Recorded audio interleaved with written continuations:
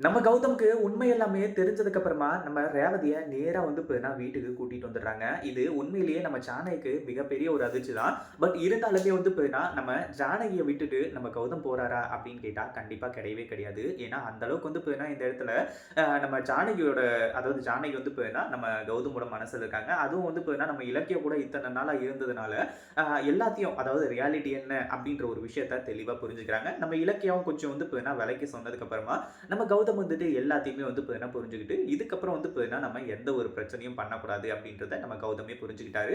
அதே மாதிரி என்னோட அம்மாவ வந்து இனிமே நான் தங்க தட்டுல வச்சு தாங்கல அப்படின்னாலுமே, அவங்கள வந்து வீட்டுக்கு கூட்டிட்டு வந்து, நான் வந்து இப்போ அவங்கள நல்லபடியா பார்த்துக்குவேன். அப்படின்ற மாரி வந்து சொல்லி, நம்ம கௌதம் வந்துட்டு நேரா போய் வீட்டுக்கு வந்து கூட்டிட்டு வராங்க.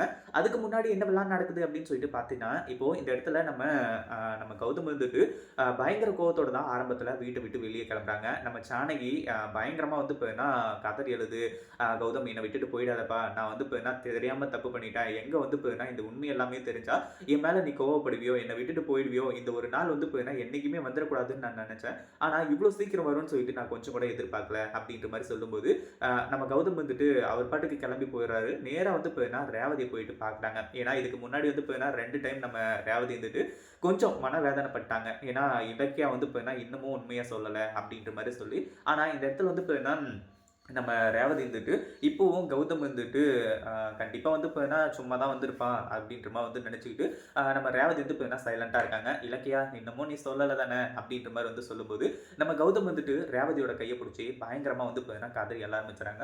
"நீங்க தான் என்ன பெத்த தாயின்னு சொல்லிட்டு ஒரு முறையாச்சும் வந்து என்கிட்ட சொல்லியிருக்க கூடாதாம்மா?" அப்டின்ற மாரி வந்து சொல்லி, இந்த இடத்துல பயங்கரமா வந்து இப்போ நம்ம கௌதம் வந்துட்டு கதறி அழுதுட்டு இருக்காங்க. அதுக்கப்புறம் நம்ம ரேவதியும் கொஞ்சம் கதறி அழுத உடனே, "அம்மா நீங்க அழக்கூடாது. இனிமே வந்து நீங்க என்னைக்குமே அழக்கூடாது. நான் தான் உங்க பையன் வந்து இப்போ உங்ககிட்ட வந்து சேர்ந்துட்டேன்ல." அப்படி இப்படின்ற மாரி வந்து சொல்லும்போது, நம்ம கௌதம் வந்துட்டு ஒரு வார்த்தை சொல்றாங்க. இந்த மாரி தான், "நம்ம வீட்டுக்கே போலாம் வாங்கம்மா. இனிமே வந்து எந்த ஒரு பிரச்சனையும் கிடையாது." அப்படின்ற மாரி சொல்லி, ஆனா அத வந்து நம்ம ரேவதி ஆரம்பத்துல ஏத்துக்கிறாங்களா அப்படின்னு கேட்டா கிடையவே கிடையாது. ஏன்னா நம்ம கௌதம் தான் வந்து நம்ம ரேவதியோட மகன் அப்படின்னு சொல்லிட்டு வந்து இந்த எஸ்எஸ்கேவுக்கு தெரிஞ்சா என்ன நடக்கும்னு சொல்லிட்டு நம்ம ரேவதிக்கு நல்லாவே தெரியும். அதனால வந்து "இல்ல கௌதம் நான் வர முடியாது." அப்படின்ற மாரி வந்து சொல்ல ஆரம்பிச்சுறாங்க. ஒரு பக்கம் "அத்தை என்ன அத்தை பேசிட்டு இருக்கீங்க? நீங்க வாங்க. கௌதம் தான் இப்ப எல்லா உண்மையும் தெரிஞ்சு உங்கள கூப்பிடுறாங்கல்ல." அப்படின்ற மாரி சொல்லும்போது, இல்ல இலக்கியா அவனுக்கு மட்டும் வந்து கௌதம் தான் என்னோட புள்ளன்னு சொல்லிட்டு வந்து தெரிஞ்சா, கண்டிப்பா வந்து பெரிய பிரச்சனையாகும்." அப்படி இப்படின்ற மாரி வந்து சொல்லும்போது, "அத்தை யாருக்கு பயப்படுறீங்க நீங்க? யாருக்கும் பயப்படாதீங்க." அப்படின்ற மாரி வந்து சொல்லிட்டு இருக்கும்போது தான், நம்ம இலக்கியா கிட்ட மட்டும் உண்மைய சொல்றதா, இல்ல கௌதம் கிட்டயும் உண்மைய சொல்றதான்னு சொல்லிட்டு நம்ம ரேவதிக்கு தெரியல. கடைசியில இலக்கியா கிட்ட மட்டும் வந்து அந்த ஒரு விஷயத்த சொல்றாங்க. அப்புறம் நம்ம இலக்கியா பயங்கர ஷாக் ஆயிடுறாங்க. ஏன்னா எஸ்எஸ்கே தான் வந்து கௌதமோட உண்மையான அப்பா. அது மட்டும் இல்லாம கௌதம கொல்றதுக்கு தான் அந்த எஸ்எஸ்கே வந்து தேடிக்கிட்டு இருக்கான். அப்படின்ற மாரி வந்து சொல்றாங்க. கடைசியில நம்ம கௌதம் வந்துட்டு, "இங்க பாருங்கம்மா, நீங்க யார் வேணாலும் அதாவது யாரா இருந்தாலும் பிரச்சனை கிடையாது. நீங்க யார பத்தியும் நீங்க கவலையப்படாதீங்க.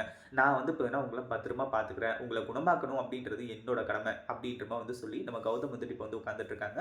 இத பத்தி நீங்க என்ன நினைக்கிறீங்க? இந்த வீடியோ புடிச்சிருந்தா லைக் பண்ணுங்க, ஷேர் பண்ணுங்க. இப்ப தான் நம்ம சேனலுக்கு ஃபர்ஸ்ட் டைம் வரீங்க அப்படின்னா சப்ஸ்கிரைப் பண்ணிக்கோங்க.